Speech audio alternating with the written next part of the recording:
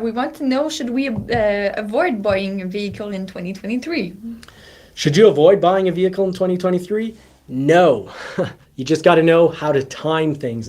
2023 is going to be very much like the current stock market. There's going to be up months and there's going to be down months. Now, last December, January, February, we saw prices come down on trades and then they went back up. 2022 essentially saw inflated prices on trades by about 43%, folks. And interestingly enough, they bounced back up by about 23%. So we're still inflated by about 20%, 20 to 23% inflated on your trade values. Mind you, JP Morgan does estimate that new vehicles, because supply chain issues are becoming less of an issue, there'll be more inventory, so new prices are going to drop by a big whopping 2.5 to 5%. That's incredible, folks. Better wait 3 to 5 months to buy, because in 3 to 5 months, you'll save 2.5 to 5% on your new vehicle. And new vehicle prices have actually been on the decrease since March. But what else has been on the decrease since March? Trade values. JP Morgan estimates that used trade values are going to go down by 10 to 20%.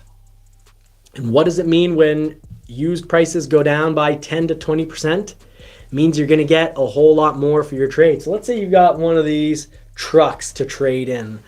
Well, if your price on your trade-in goes down by 10 to 20% and you waited just to save 2.5 to 5% on the new, means no matter what, you're going to be at a loss. You're going to be a loser if you've got a great, 2, 3, 4-year-old trade, 5-year-old trade. You should probably consider buying soon. And I do expect, right now we've got great rebates on Ford trucks. The F-150 right here, you've got $4,000 to $4,750 off the F-150, and we didn't see rebates on this bad boy for about the last 2 years. So now is the time. I hadn't seen it since 2021. So now's the time to strike on an F-150. If you don't have a trade, order an F-150. If you don't have a trade that's worth a good amount that is probably going to lose 10 to 20%, order your F-150 because it's going to come in around the month of August. So you'll benefit from that, 2.5 to 5% decrease on its price. And if I'm wrong, well, you still get that, already big rebate on it. The rebate, if you're leasing, actually only comes with 0.5% more interest than what we saw at the beginning of the month. So it's actually a very good deal.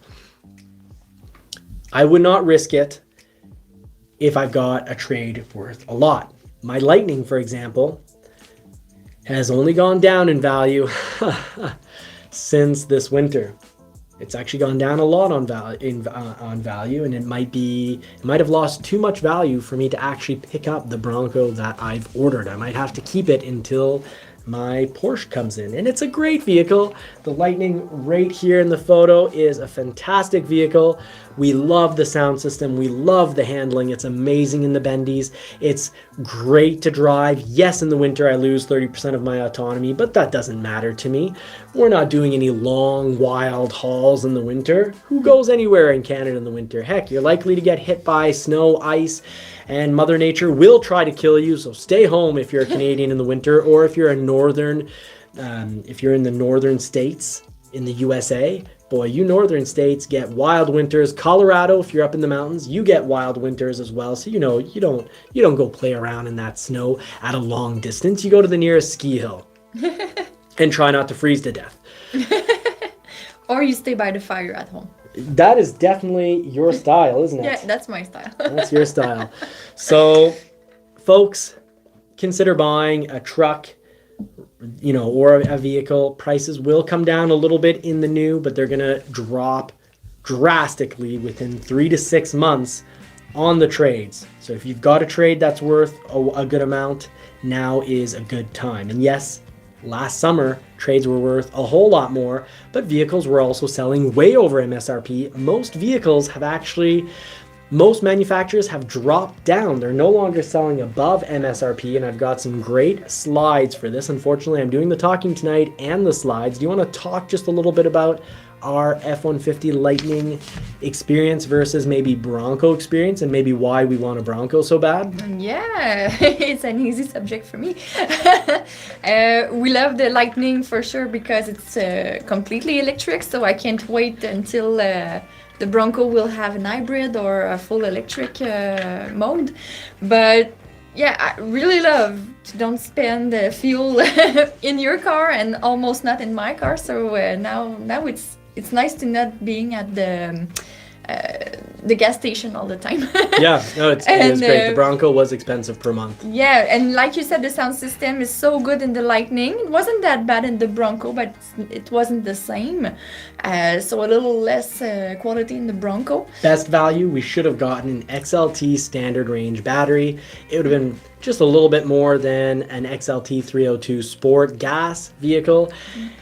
And we wouldn't have high payments. The XLT comes in at a very good price. Yeah, and for the comfort, both of them are so comfortable, but I love the seat in the Bronco, and I love that the Bronco, it's easy to park, it turns on a dime, and it's not that long, so the Bronco is the best of both cars to bring with you everywhere, to go to work, to travel. You have much space, but not that much that you can park it anywhere.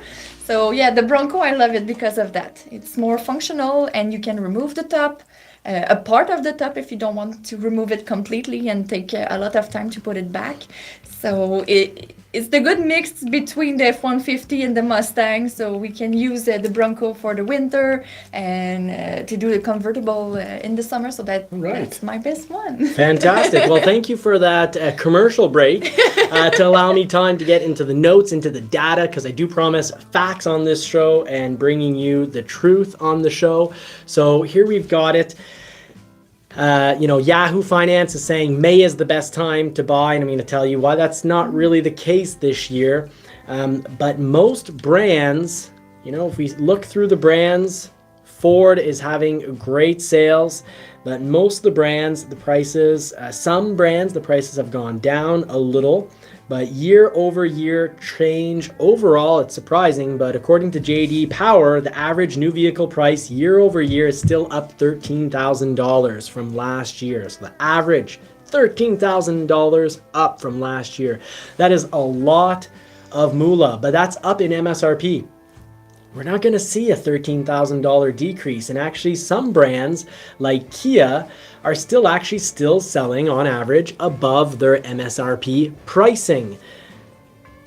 Ford, you're not going to see over MSRP pricing. Toyota, you will still see over MSRP pricing, but it's in the form of accessories, so it's hidden, but that's why Toyota sales are actually considerably down. So you do see right here that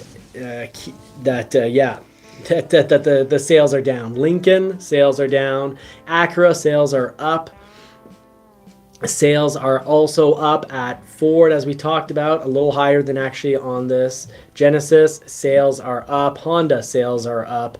Hyundai sales are up. Kia sales are up. Lexus sales are up. Mazda and Subaru all up in sales, but Toyota and Volvo sales are down. And pricing, though, is actually starting to come down on new vehicles. So here we've got, some factual analysis from JP Morgan saying new vehicles coming down 2.5 to 5%. Used prices, though, will probably go down within 3 to 6 months, 10 to 20%.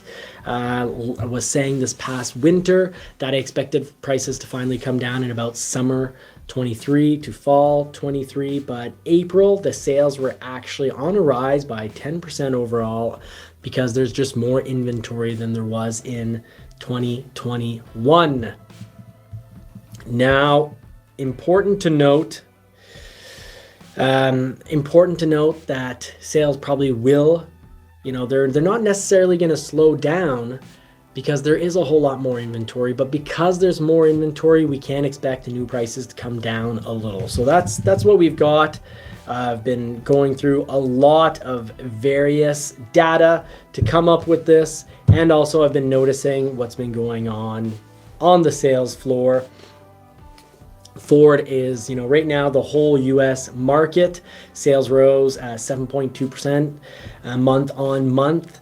And now it's looking as of, April, end of April is looking like the US market is on track to sell 15.9 million units in April, new vehicles. So originally they were calling for 15.1. So things are going to be rosier than originally predicted. So that's what we need to keep in mind, folks. It's not a bad time to buy a vehicle. You just got to really shop your vehicle correctly. Make sure that you do not pay over MSRP, and try, the goal is to get a rebate, but don't just shop a rebate, because if you shop only the rebate, you might actually end up with a vehicle that's, considered somewhat undesirable, that's going to depreciate a lot, like a Jaguar, for example. So you got to be careful what you buy, unless you're planning on, keeping it for 15, 20 years, in which case resale becomes much less important. The less time you want to own a vehicle, if you like trading every year or two, resale is unbelievably important. If you change every 7 or 8 years, medium level importance. And if you keep a vehicle 20 years, well, likely, unless you got something that's really desirable, like a Porsche 911, after 20 years, it's not going to be worth very much. Mind you, a Porsche 911 after 20 years, even though it hasn't started to appreciate because it's a classic, it's not quite a classic yet. It's probably at its lowest value. So generally, you want to get the best price on a 911, get a 20-year-old Porsche 911. After that, it's going to start gaining in value. But most vehicles after 20 years are essentially worthless. So at that point, you don't care about depreciation. Just follow your heart when you're ordering a vehicle, but listen to your brain when it comes to prices. That's my big advice for the day.